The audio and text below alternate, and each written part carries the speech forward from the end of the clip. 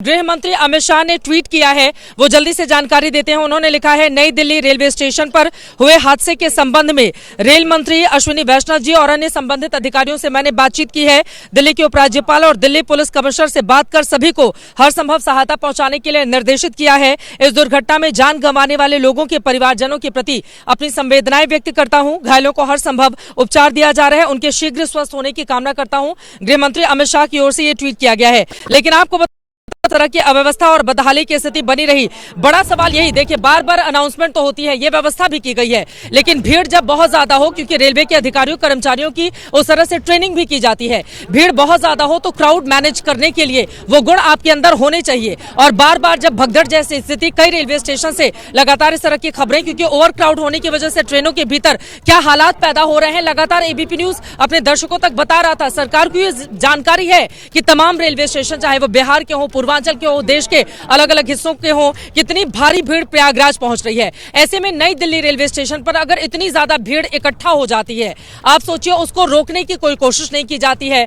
तमाम दावे फेल हो जाते हैं। जितने भी दावे रेलवे की ओर से, रेल मंत्री की ओर से, प्रशासन की ओर से, सरकार की ओर से किए गए, तो ये सवाल आपसे पूछे जाएंगे कि 15 लोगों की मौत का जिम्मेदार और जवाबदेह कौन है। हालांकि एलजी की ओर से आंकड़ों को लेकर भी कोई जानकारी नहीं दी गई है, लेकिन जैसा कि गृह मंत्री का भी ट्वीट है, एलजी ने सबसे पहले इस बारे में जानकारी दी थी कि लोगों के जो लोग मारे गए हैं उनके प्रति अपनी संवेदना, तो उसी से आप समझ सकते हैं कि लोगों का ये जो आंकड़ा 15 का है वो और ज्यादा बढ़ सकता है। लेकिन जिस तरह की तस्वीरें भयावह सामने आई हैं वो यकीनन डराने वाली हैं, परेशान करने वाली हैं। इतना बड़ा आयोजन, नई दिल्ली रेलवे स्टेशन से हजारों की तादाद में लोग जा रहे थे, लेकिन एक अनाउंसमेंट 3 नंबर प्लेटफॉर्म के लोगों को 13 नंबर पर भेजने का जो अनाउंसमेंट किया गया, जैसा कि प्रत्यक्षदर्शियों ने हमें जानकारी दी, जैसा कि चश्मदीदों ने हमें बताया है, इसलिए सवाल पूछे जा रहे हैं कि आखिर वो कौन लोग थे जो बैठे बैठे एक बॉक्स के भीतर से इस तरह का अनाउंसमेंट कर देते हैं। उनको दिखाई नहीं देता कि इतनी ज्यादा भीड़ लगी हुई है, और इसी वजह से पलट के ये सवाल कि कब उन लोगों के खिलाफ सख्त कार्रवाई की जाएगी, ताकि दूसरे जो रेलवे के कर्मचारी भीतर बैठे हुए हैं वो कम से कम अपनी संवेदनशीलता का परिचय दें और कम से कम एक अनुशासन भी देखें खुद के भीतर। अगर इतनी ज्यादा भीड़ है तो ओवर क्राउड को मैनेज करने का प्रबंध भी यहां पर किया जाना चाहिए। अंकित, बीच में आपको रोकना पड़ा था, अपनी बात पूरी कीजिए। वरुण, उसके बाद में फौरन आपके पास आ रही हूं। बिलाल अहमद भी हमारे साथ जुड़े हुए हैं। अंकित, जल्दी से अपनी बात खत्म करें।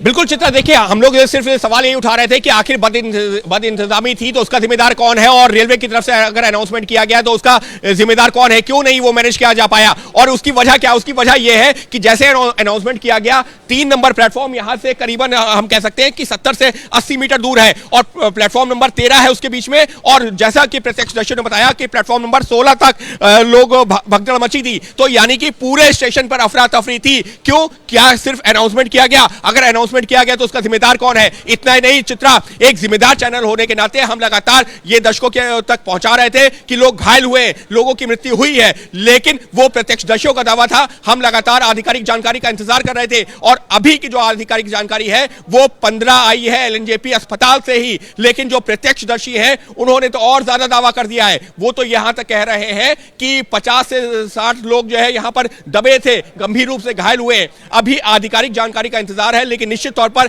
एक दुखद घटना जिसमें सीधे तौर पर सवालों के घेरे में है रेलवे प्रशासन। जी बिल्कुल, यकीनन रेलवे प्रशासन। वरुण, सीधे आपके पास आते हुए, देखिए जब भी इस तरह के हादसे होते हैं उसके बाद हम देखते हैं कि किस तरह से पूरा का पूरा सरकारी अमला लीपापोती की कोशिश में लग जाता है। लेकिन अभी बड़ा सवाल यह है कि 3 से 13 प्लेटफॉर्म करने का ये जो अनाउंसमेंट कर दिया गया, और ओवर क्राउड होने के बावजूद लोगों ने बताया कि शाम के 5 बजे यहां पर बहुत ज्यादा भीड़ थी रेलवे स्टेशन के बाहर, और भीतर जाने में 1 से 1.5 घंटे लग रहे थे। अगर उसी समय से इतनी ज्यादा भीड़ थी तो उसको रोकने के बेहतर प्रबंध क्यों नहीं किए गए? कौन कौन है इसके लिए जिम्मेदार? वरुण, देखिए, निश्चित तौर पर जो जवाबदेही तय होनी चाहिए और कार्रवाई बेहद कड़ी होनी चाहिए, क्योंकि चित्रा जो प्रयागराज के अंदर जिस तरीके से लोग, जो श्रद्धालु है, पहुंच रहे हैं, कोई ये पहला दिन नहीं है। कई दिनों से वहां पर इस तरह का बड़ा आयोजन हो रहा है। पूरे देश से, हर राज्य से लाखों की संख्या में जो श्रद्धालु पहुंच रहे हैं। इस तरह की तस्वीरें पहले भी आई थी, एबीपी न्यूज ने भी दिखाई थी किस तरीके से बिहार के अंदर कई स्टेशन पर हंगामा भी हुआ था। तो यानी कि प्रशासन पहले से जानता था कि प्रयागराज की जो ट्रेन है उस जिसमें जो बड़ी संख्या में जो श्रद्धालु है वो प्रयागराज के लिए पहुंचते हैं, तो ऐसे में जो क्राउड मैनेजमेंट था वो जीरो क्यों था। चित्रा, एक और महत्वपूर्ण बात, हम बार बार ये बात भी कह रहे हैं कि 12 नंबर 13 नंबर के जो प्लेटफॉर्म के जो यात्री थे वो 14 पर आ गए थे, लेकिन मैं आपको दिल्ली पुलिस का वो आधिकारिक बयान दिखा दूं, उसके अंदर ये इस बात साफ लिखी है कि हर घंटे